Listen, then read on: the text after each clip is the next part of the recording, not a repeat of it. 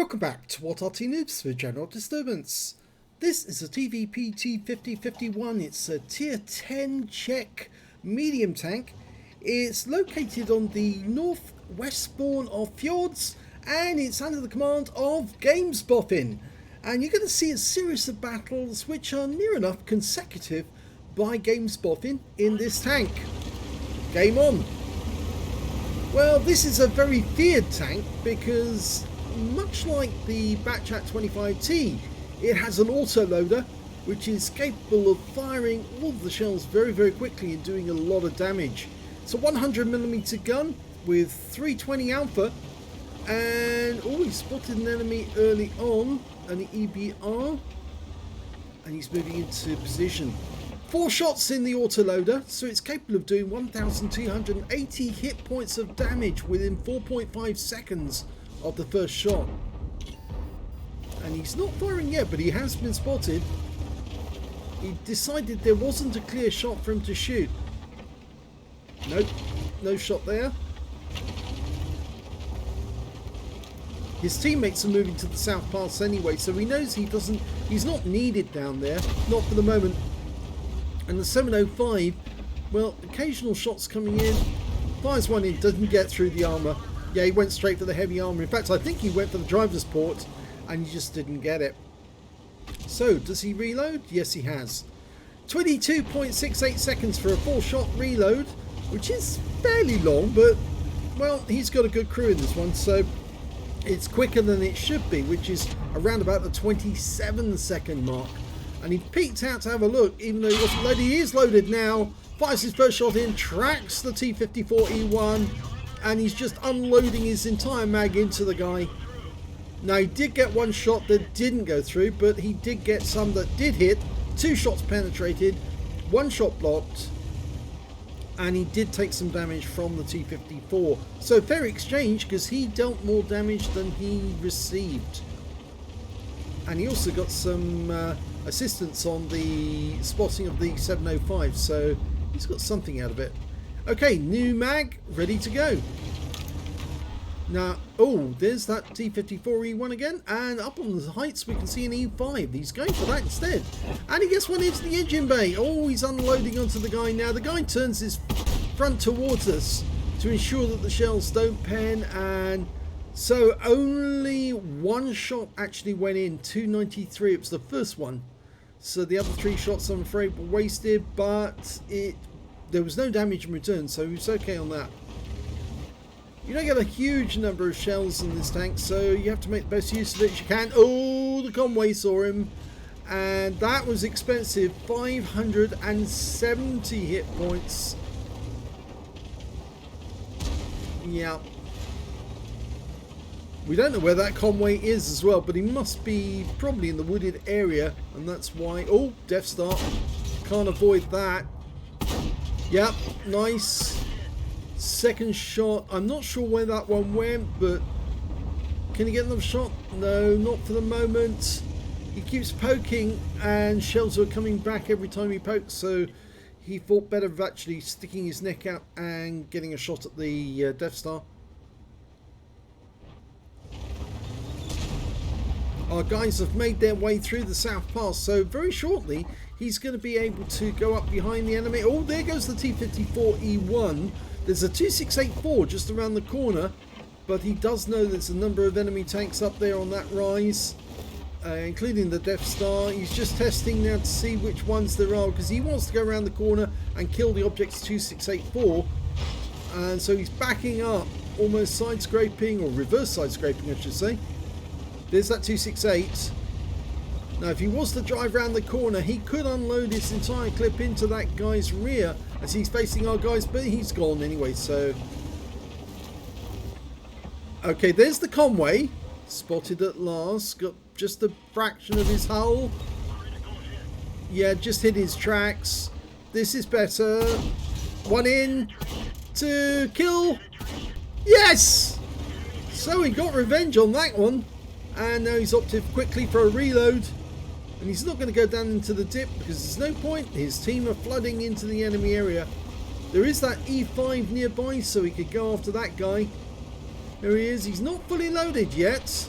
but he's getting as close as he can, as close as he dare, because he's going to be loaded momentarily. And thank you, Mr. E5. We'll just unload into you, and then we will depart the area. Thank you very much. Unfortunately, we did take some damage, but the E5 has been taken out of the game by the Jaegeru. So, one quick circuit of the houses. Unfortunately, we took that 384 hit points of damage. We're now down to 475. Not quite a one-shot, but it does sort of like put a limitation on our ability to take more damage. Leopard up on the heights. Oh, has he got a shot? He did, yeah, unfortunately. And now we're down to just 66 hit points. So GameSpotting's in a bit of a predicament because he can't afford to take any more damage in the game. But he's got 3 shots ready to go, and there's only 4 enemy left. He might as well move, get into a position where he can take a shot. He could turn right immediately, go up onto the rise, and go round the corner and get the leopard from behind. Turn right. No, he's decided to go straight in, and oh, he was lucky. He blocked a shot. He's unloading into the guy and gets that kill. He was very lucky that shot was blocked because it was 420 hit points. Could have taken him out of the game.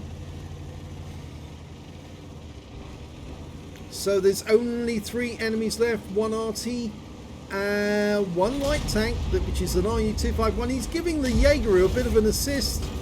There's the troublemaker. There you go. 1 into his rear.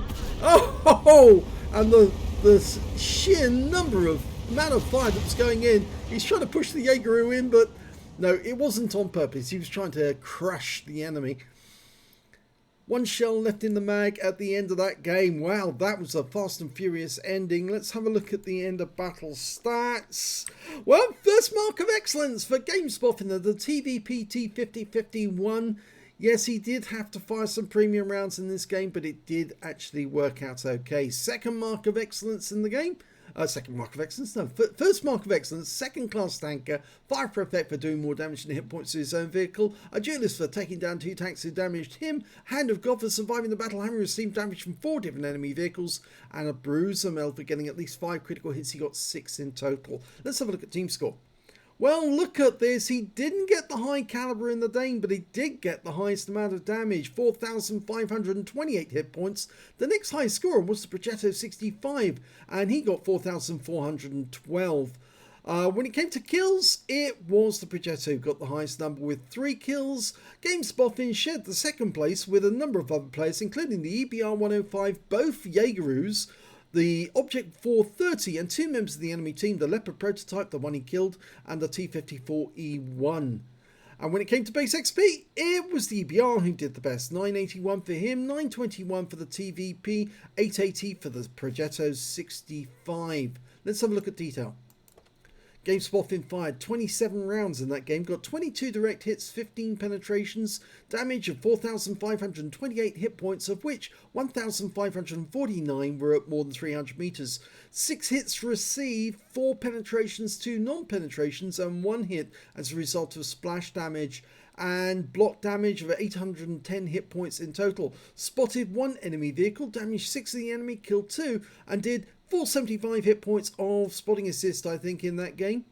On a free-to-play account, he earned 41,174 credits, but after repair, ammunition, resupply, and consumables, and remember, yes, he did fire some premium, he actually ended up with a loss of 14,896 credits altogether. He picked up 921 base XP, and there was no multipliers, so that's all the experience points he earned from that battle. But what do we learn from this? Well, GameSpotting's got a very aggressive gameplay, and that's why he was able to get such a high damage score. But if he'd been playing and team damage was not switched off, he probably would have ended up getting killed, because he did accidentally bump into several of his teammates at several points during the game, and those might have caused him enough damage to die.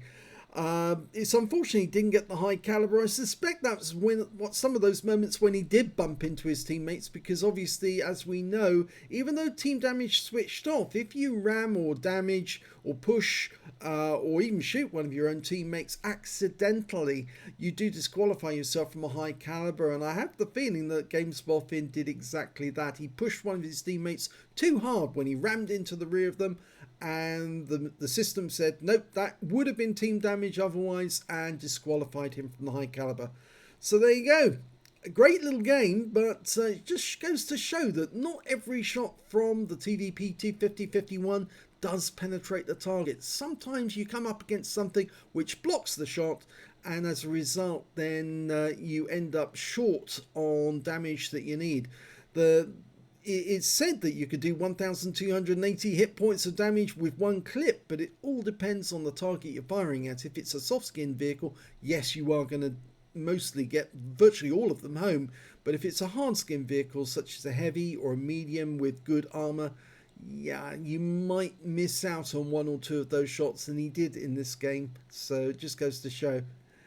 If you enjoyed that replay, please give this video a like and do subscribe to our channel. I've just mentioned, actually, I forgot to mention the win 8 from that one. He got 4,359, which is Super Unicum standard. Yeah, there's more of these replays coming up. GameSpotting's got another 3 replays, so stick around and you'll see how he gets on in the TVP in those games. Thanks for watching.